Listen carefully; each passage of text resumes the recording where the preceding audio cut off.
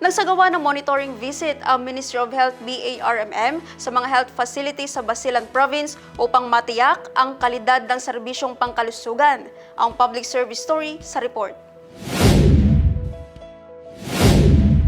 Layunin ng aktibidad na palawakin ang kaalaman sa ICIDRA framework, partikular sa pagtalakay sa collection at organization ng climate at hazard data at para sa scoping ng potential impacts. Facilitator ng pagsasanay, sina Paulo Michael Villa at Ishtar Padaw. Ginabayan ng mga ito ang mga kalahok sa paggamit ng CLIRAM at SERAM ng pag-asa. Sumailalim ang mga kalahok sa validation ng hazard information at pagbuo ng impact chain matrix mula sa mga munisipyo ng Dato Piang, Dato Salibo, Dato Angal Bintimbang, Rajabuayan, Talayan at Gindulungan. Layunin ng provincial government na maging maselan at forward-thinking ang mga PPDO, PDRRMO, PEO at OPAG upang makabuo ng mga komunidad na matatag at patuloy na umuunlad sa kabila ng mga banta ng disaster.